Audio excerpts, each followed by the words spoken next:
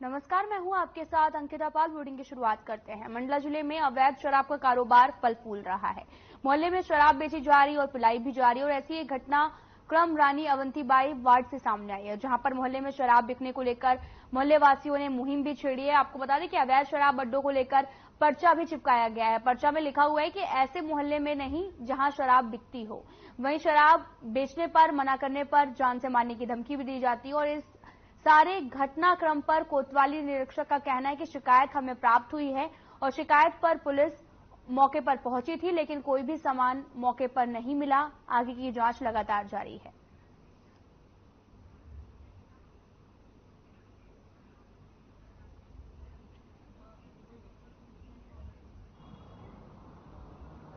ये शराब के कारण मोहल्ले में पूरा आतंक माहौल फैलाए हुए हैं इन लोग, और बहुत गंदे गंदे शब्द जो पूरे मतलब सुनने लायक नहीं है। बहुत ही गंदे गंदे शब्दों का इस्तेमाल करते हैं इन लोग, और ज्यादा कुछ बोलो तो लेडीजों को तक बोलते हैं कि रेप करवा देंगे लड़की लगवा के। और जो लड़की है उसका पिता मेरे को सामने से बोला है, और जब मैं अपने घर साइड हुई तो वो मेरे पीछे दौड़ लगा के आ रहा था, लेकिन मैं तेजी से दौड़ लगा के घर के अंदर चली गई। कन्हैया वंशकार उसका नाम है। एक महिला की वहां पर विवाद करने की शिकायत है, जिसकी जांच थाने द्वारा की जा रही है। इसके पूर्व भी रात में एक पक्ष के द्वारा शिकायत की गई थी कि वहां पर शराब बिक रही है, तो रात में तत्काल पुलिस पार्टी भेजकर वहां पर सर्च कराया गया था। वहां पर कुछ ऐसा होना नहीं पाया गया था रात में, तो उस घर वालों को समझाइश देकर वहां से रुखसत किया गया था। 4 बात कर दूंगी, यहाँ की लड़की पढ़ने लिखने नहीं जाती है, ये वो बोलते। क्या वजह होगी, क्यों बोला उनने ये सब? मम्मी पापा की लड़ाई में बच्चे को ला रही है बीच में। वो बच्चे को कह रही है, मेरे को बोलती तेरे यही संस्कार है, तेरे महतारी बाप ने यही सिखाया। तो बोले संस्कार मेरे कितने अच्छे सबको पता है।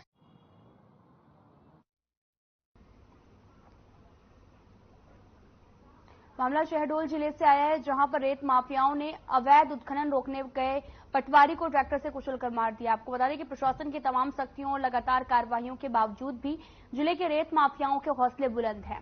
शनिवार रात को पटवारी अपने साथियों के साथ में रेत का अवैध उत्खनन रोकने और गोपालपुर स्थित सोन नदी के घाट पर कार्रवाई करने पर पहुंचे थे। इस दौरान रेत माफियाओं ने कार्रवाई से बचने के लिए पटवारी के ऊपर ही ट्रैक्टर चढ़ा दिया और बताया जा रहा है कि रेत से भरे ट्रैक्टर का टायर सिर पर चढ़ने से पटवारी की मौके पर मौत हो गई और रेत माफिया ट्रैक्टर लेकर मौके से फरार हो गए।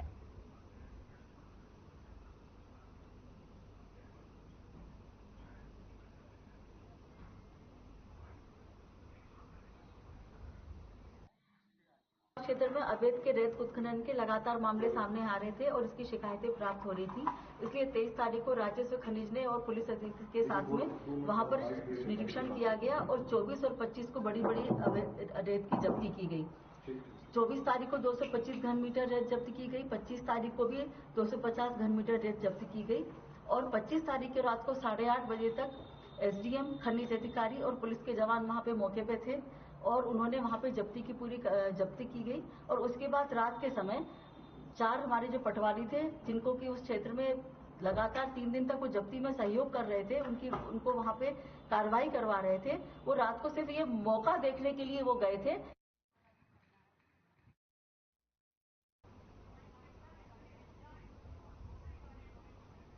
खड़गांव के बड़वाह में शनिवार शाम एक दिल दहला देने वाला हादसा हो गया। आपको बता दें कि नहर में कार गिरने से एक महिला और उसकी 7 साल की बेटी की मौत हो गई, जबकि कार चला रहा पिता किसी तरह से दरवाजा खोलकर बाहर निकलने से बच गया। पूरा परिवार ओकारेश्वर दर्शन के लिए जा रहा था, लेकिन इसके पहले ही पत्नी और बेटी की मौत हो गई।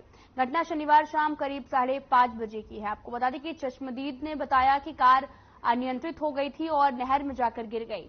नहर में पानी का बहाव तेज था। हादसे में कार चालक तो दरवाजा खोलकर बाहर आ गया, लेकिन उसकी पत्नी और बेटी कार में ही रह गए। मौके पर मौजूद लोगों ने बचाने की कोशिश भी की, लेकिन कार में पानी भरने की वजह से दोनों की मौत हो गई। तो वहीं सूचना के बाद में एसडीपीओ अर्चना राव और साथ ही पुलिसकर्मियों समेत गोताखोर पहुंचे और दोनों के शवों को बाहर निकाला गया।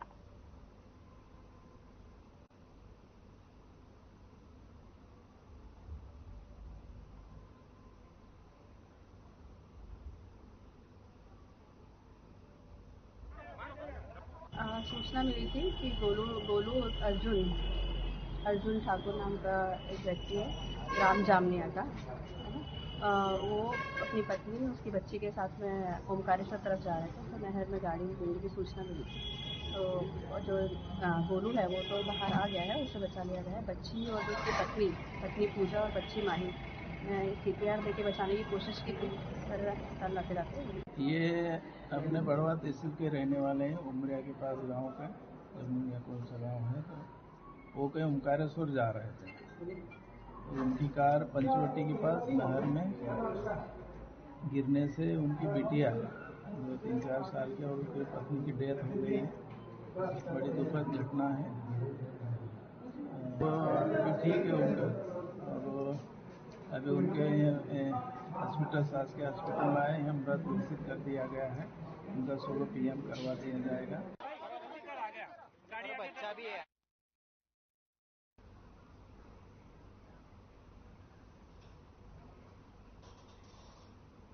इंदौर के बेटवा थाना क्षेत्र में एक अज्ञात वाहन की टक्कर से ई-रिक्शा सड़क हादसे का शिकार हो गया। आपको बता दें कि अज्ञात वाहन की टक्कर से ई-रिक्शा अपना संतुलन खोकर पुलिया से नीचे गिर गया, जिसमें 3 साल के मासूम की मौत हो गई।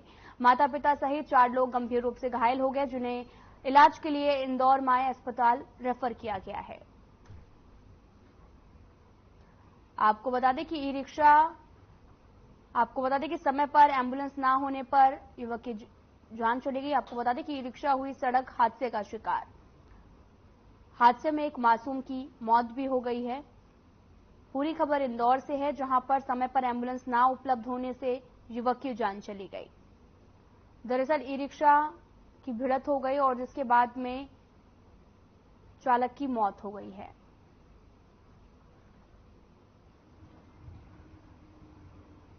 एक एक्सीडेंट है और एक बालक बहुत घायल है, और अस्पताल की जो एम्बुलेंस है जो 108 वो 1 घंटे बाद आएगी। तो आप कोई व्यवस्था कर सकते हो तो कीजिए। हमने सेंट मेरी से व्यवस्था की एम्बुलेंस की।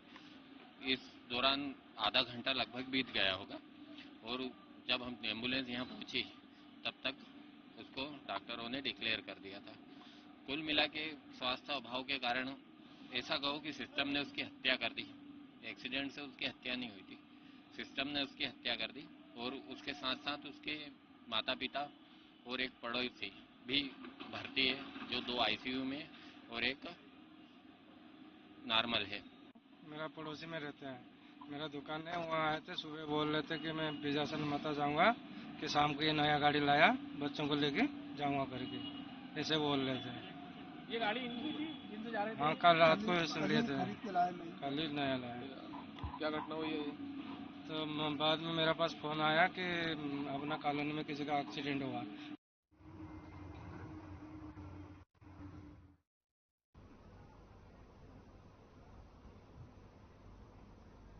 मध्य प्रदेश के सतना जिले में एक बार फिर बीजेपी के मंडल अध्यक्ष पर छात्रा के साथ छेड़छाड़ का मामला सामने आया। आपको बता दें कि बीजेपी के सुहावल मंडल के मंडल अध्यक्ष कल्याण सिंह पर एक छात्रा ने आरोप लगाया कि कॉलेज छोड़ने के बहाने उन्होंने छात्रों को अपनी बोलेरो गाड़ी में बिठा लिया और रास्ते में उसके साथ छेड़छाड़ की, और घटना के बाद में नाबालिग छात्रा ने परिजनों को अपने साथ घटी घटना की जानकारी दी, जिसके बाद में सिविल लाइन थाने में इसकी शिकायत दर्ज करवाई गई।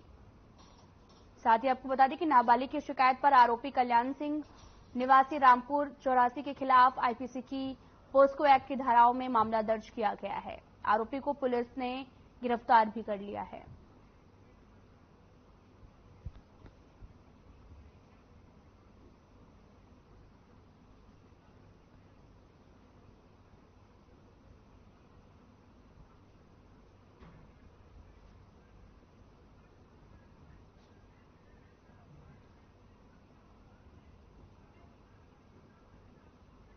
नरसिंहगढ़ के शासकीय महाविद्यालय में NCC स्थापना दिवस मनाया गया। इस मौके पर लेफ्टिनेंट डॉक्टर दिलीप कुमार गोस्वामी समेत NCC कैंडिडेट भी मौजूद रहे। आपको बता दें कि लेफ्टिनेंट डॉक्टर दिलीप कुमार गोस्वामी ने बताया कि NCC स्थापना दिवस नवंबर के आखिरी रविवार को मनाया जाता है और NCC में विद्यार्थियों को सेना में जाने के लिए तैयार किया जाता है। 15 अगस्त 1947 को जब हमारा देश आजाद हुआ था, उस समय देश में सेना शक्ति की कमी थी। इसको पूरा करने के लिए वर्दीधारी संगठन बनाया गया, जिसे NCC के नाम से जाना जाता है।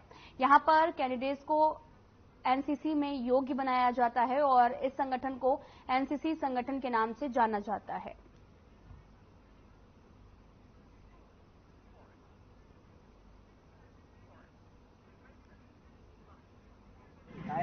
आज एनसीसी दिवस है। एनसीसी दिवस पे छात्र छात्राओं ने शासकीय महाविद्यालय से लेकर छोटे महादेव तक रैली का आयोजन किया गया है। इस रैली के माध्यम से जो सेनाई शक्ति में एनसीसी छात्र छात्राओं की भूमिकाएं होती है, इससे लोगों को अवगत कराया गया है। देश के अंदर जितनी भी सेना में भर्ती होती है उसमें से कुछ अंश एनसीसी छात्र छात्रा का होता है। एनसीसी छात्र छात्रा एनसीसी के दौरान अपने फिजिकल रूप से स्ट्रांग होते हैं।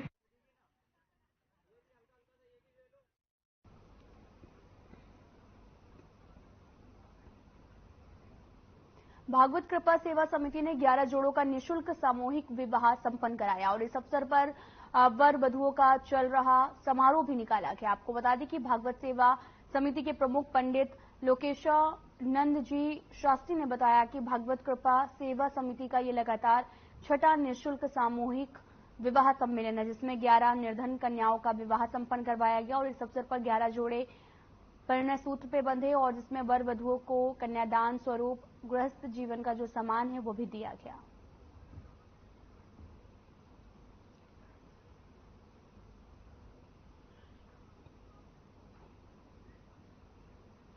आपको बता दें कि सेवा समिति ने कन्याओं का विवाह कराया है और 11 जोड़ों का सामूहिक रूप से विवाह संपन्न करवाया गया और साथ ही ये जो विवाह है वो निःशुल्क करवाया गया है। आप तस्वीरें भी देख सकते हैं, सेवा समिति ने ये विवाह कराया है जो कि निःशुल्क है। यहाँ पर 11 जोड़ों का सामूहिक विवाह कराया गया और साथ ही गृहस्थ जीवन का सामान भी दिया गया और निःशुल्क ये विवाह कराया गया है।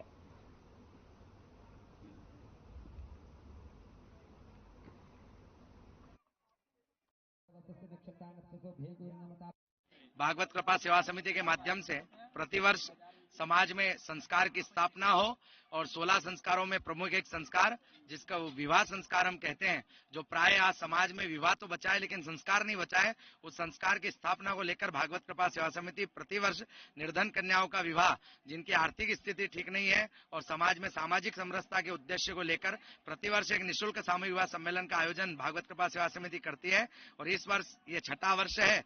अभी तक 127 से ज्यादा कन्याओं का विवाह भागवत कृपा सेवा समिति इसके माध्यम से कर चुकी है और आज घाटा बिलो शुभम गार्डन में भागवत कृपा सेवा समिति का यह दिव्य आयोजन सभी यजमानों के सहयोग से अपनी सफलता की ओर अग्रसर हो रहा है। लगातार छठे वर्ष में हम प्रवेश कर रहे हैं और इस प्रकार हर वर्ष एक से एक अधिक कार्यक्रम करते हुए आ रहे हैं।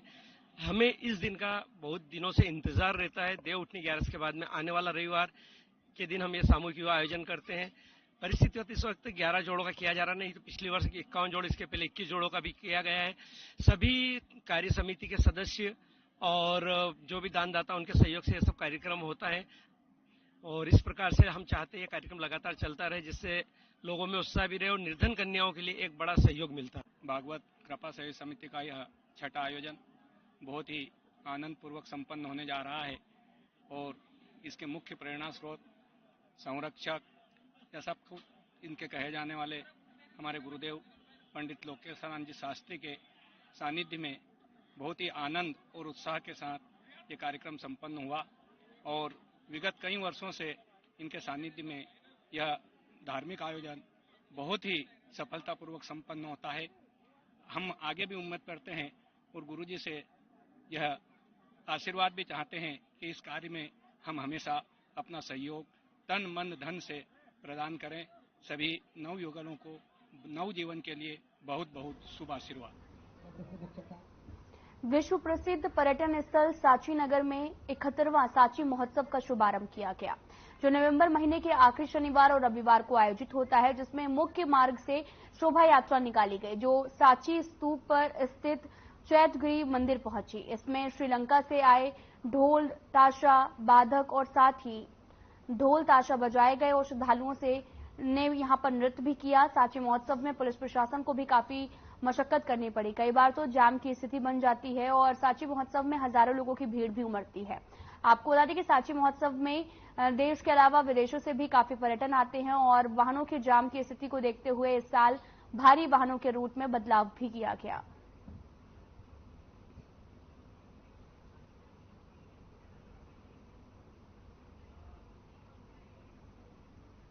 फिलहाल इस बुलेटिन में इतना ही। नमस्कार।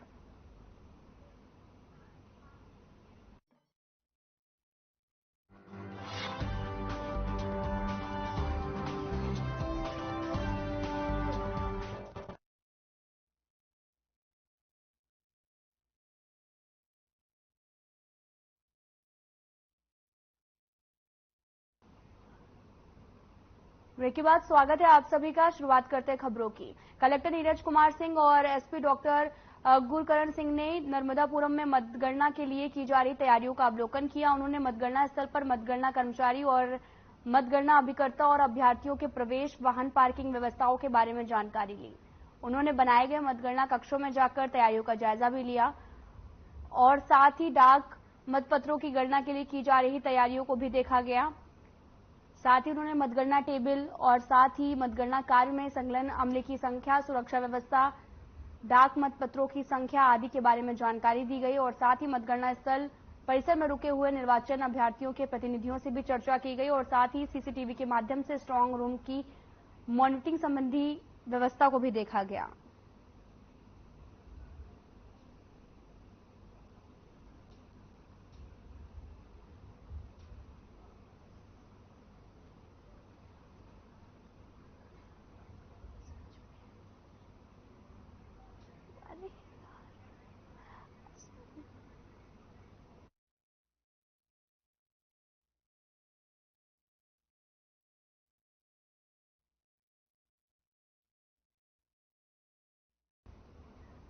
उज्जैन के देवास रोड स्थित नागझिरी थाना क्षेत्र के बालगृह से 3 नाबालिग बच्चे भाग निकले। घटना की जानकारी लगते ही नागझिरी थाना पुलिस मौके पर पहुंची।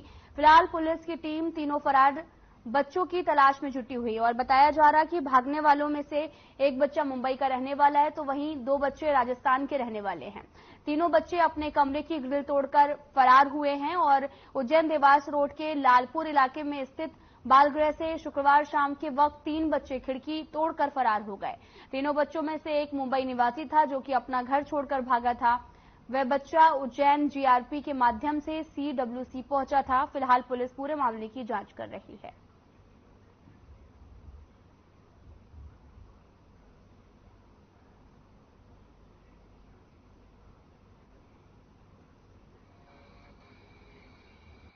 देखिए 3 बच्चे जो हैं यहाँ से संस्था से वॉशरूम की खिड़की जो है तोड़ के और कहीं निकल गए हैं और 10 मिनट पहले ही मेरी उनसे बातचीत हुई थी और वो वॉशरूम जा रहे थे। अब चूंकि एक बच्चा कपड़े चेंज कर रहा था तो बच्चे जो अंदर थे रूम में और वो कब खिड़की तोड़ के चले गए हमको पता ही नहीं चल पाया।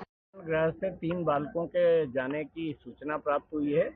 उनकी फोटोज आदि लेके पुलिस उनकी सरगर्मी से तलाश कर रही है। हमें पूर्ण विश्वास है कि उनको जल्दी से ही हम खोज लेंगे।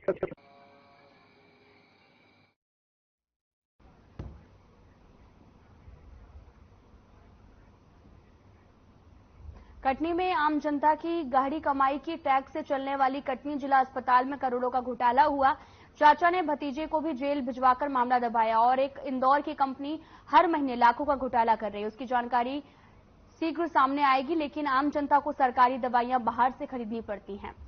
और ये भी बताया जाता है कि सीएस स्टोर में दवाएं उपलब्ध नहीं है। हालांकि महज 10 मीटर दूर मुख्य स्टोर में ये दवाएं उपलब्ध हैं। पिछले दिनों जब कटनी कलेक्टर का दौरा हुआ तो सभी व्यवस्था बढ़िया थी और सिविल सर्जन द्वारा कलेक्टर को सोनोग्राफी की दिक्कत के बारे में भी बताया गया, जिसका निराकरण भी अभय प्रसाद द्वारा तुरंत किया गया।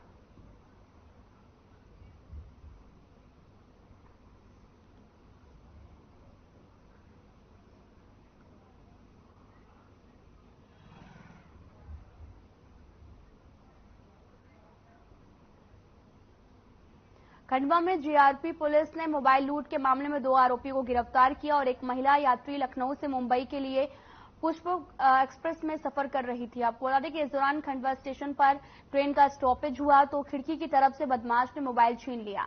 महिला ने भूसावल में चोरी की शिकायत भी दर्ज करवाई। पुलिस ने सीसीटीवी फुटेज भी खंगाले तो एक बदमाश दिखा जिसकी पहचान खंडवा के संजय नगर निवासी अमित उर्फ अम्मू साबनेर के रूप में हुई है। और आपको बता दें कि जीआरपी थाना प्रभारी बीपीएस परिहार के मुताबिक आरोपी ने 4 दिन पहले 21 नवंबर को खंडवा स्टेशन पर वारदात को अंजाम दिया था। पुलिस ने खंडवा के संजय नगर स्थित धोबी मोहल्ला में दबिश देकर आरोपी अम्मू उर्फ अमित साबनेर को गिरफ्तार किया। पूछताछ में उसने मोबाइल को मोहल्ले के गणेश पटेल को बेचना बताया।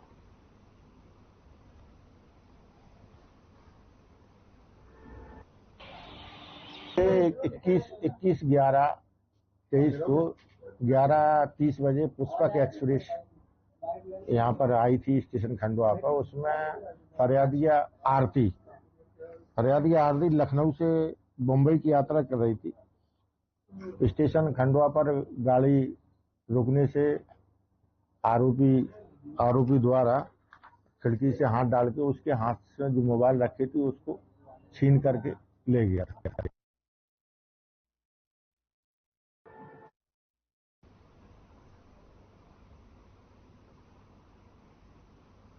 शहडोल जिले में फर्जी शिक्षण संस्थानों का मकड़जाल पूरी तरह से फैला हुआ है। आपको बता दें कि फर्जी संस्थान डिग्री दिलाने के नाम पर छात्रों के भविष्य के साथ में खिलवाड़ कर रहे हैं और जिले के कई छोटे छोटे कस्बे में व्यावसायिक पाठ्यक्रम और उच्च शिक्षा के नाम पर युवकों से धोखाधड़ी की जा रही है और फर्जी संस्थान आर्थिक शोषण कर रहे हैं और युवाओं का पैसा और समय दोनों बर्बाद हो रहा है। लेकिन उसके बावजूद शिक्षा विभाग कार्यवाही करने को तैयार नहीं है।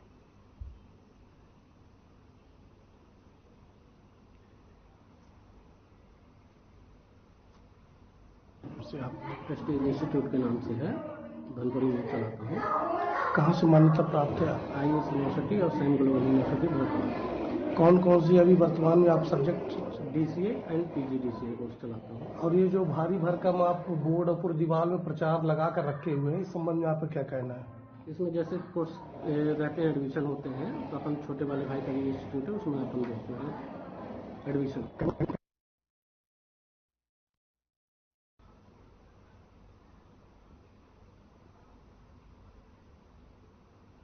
तो वहीं आपको बता दें कि गुरु नानक देव जी का 554वां प्रकाशोत्सव मनाया जा रहा है। उत्सव के तहत सिख समाज ने शनिवार को शहर में नगर कीर्तन निकाला और नगर कीर्तन में समाज जन पारंपरिक वेशभूषा में दिखाई दी। आपको बता दें कि पंजाब के तरनतारण का इंटरनेशनल गोल्ड मेडलिस्ट निशान खालसा गतका ग्रुप ने शस्त्रों के प्रदर्शन के साथ में हैरतगंज कारनामे भी दिखाए और आपको बता दें कि कलाकारों ने भी आंखों में कांच डालकर पट्टी बांधकर तलवारबाजी के और साथ ही आपको बता दें कि सीने पर पत्थर तोड़ने का प्रदर्शन किया। नगर कीर्तन के दौरान सतकरतार फौजी बैंड ने पालकी के साथ भजनों की प्रस्तुति दी और साथ ही गुरु सिंध सभा के कोषाध्यक्ष भूपेन्द्र सिंह कुकरेजा ने बताया कि नगर कीर्तन की शुरुआत गुरु सिंध सभा गुरुद्वारे से हुई जो फूलगली, बॉम्बे बाजार, स्टेशन रोड, तीन पुलिया, मालिकुआ और बुधवारा बाजार से होते हुए गुरुद्वारे पहुंचा।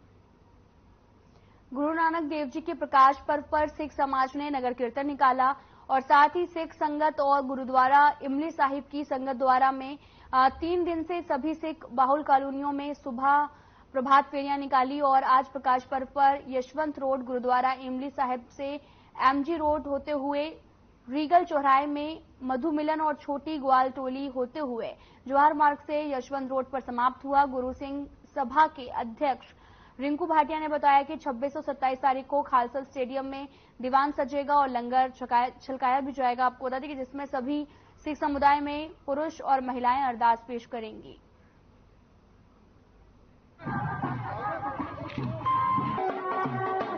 सतगुरु नानक प्रगटया मिट्टी तुंद जग चानन हुआ। गुरु नानक देव जी के प्रकाश पुरब की पूरे संसार को बहुत बहुत बधाई हो। आज गुरु नानक नाम लेवा संगत और इंदौर की समूची साध संगत गुरु नानक देव जी का वचन है, कीरत करो, नाम जपो, वंड छको। इसको संगति रूप में आज नगर कीर्तन के रूप में इमली साहब गुरुद्वारे से प्रारंभ करके सभी संगत पूरे इंदौर में मार्ग में दर्शन करते हुए इमली साहब गुरुद्वारे शाम को 6 बजे नगर कीर्तन की समाप्ति होगी। फिलहाल इस बुलेटिन में इतना ही। नमस्कार।